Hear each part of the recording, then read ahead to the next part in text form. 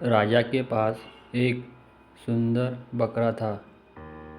एक दिन राजा ने घोषणा कर दी कि जो व्यक्ति उसके बकरे को घास खिलाकर तृप्त कर देगा उसे उपहार दिया जाएगा। राज्य के बहुत से लोग इस काम में असफल हो गए। अंत में एक बुद्धिमान बूढ़ा आया और बकरे को घास खिलाने के लिए जंगल में ले गया।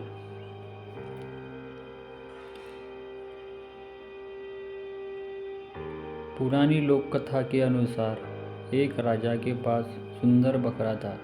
वह उसे बहुत प्रिय था। एक दिन राजा ने घोषणा कर दी कि जो व्यक्ति उसके बकरे को घास खिलाकर तृप्त करेगा उसे 1000 स्वर्ण मुद्राएं उपहार में दी जाएगी। बकरा तृप्त हुआ या नहीं इसकी परीक्षा राजा स्वयं करेंगे। घोषणा के बाद राज्य के काफ़ी लोग सोच रहे थे कि ये कौन सा बड़ा काम है, इसे तो कोई भी कर सकता है। ये सोचकर बड़ी संख्या में लोग राजा महल में पहुंच गए। लोगों ने बारी बारी से बकरे को घास खिलाकर तृप्त करने की कोशिश की, लेकिन बकरा जैसे ही राजा के पास जाता तो राजा उसे सामने घास रख देते।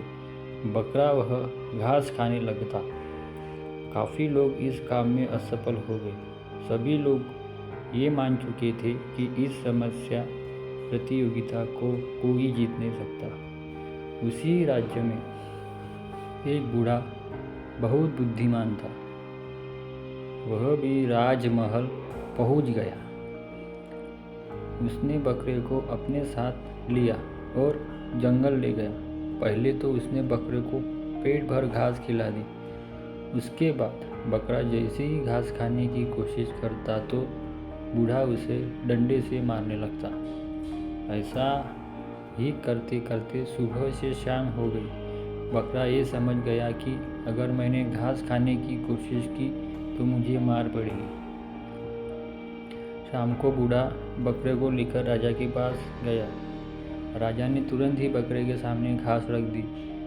बकरे ने सोचा कि अगर घास खाई तो मार पड़ेगी। ये सोचकर उसने घास की तरफ देखा तक नहीं। राजा भी हैरान थे कि ये कैसे संभव हो गया, लेकिन शर्त के मुताबिक उस बूढ़े को 1000 स्वर्ण मुद्राएं उपहार में दी गई।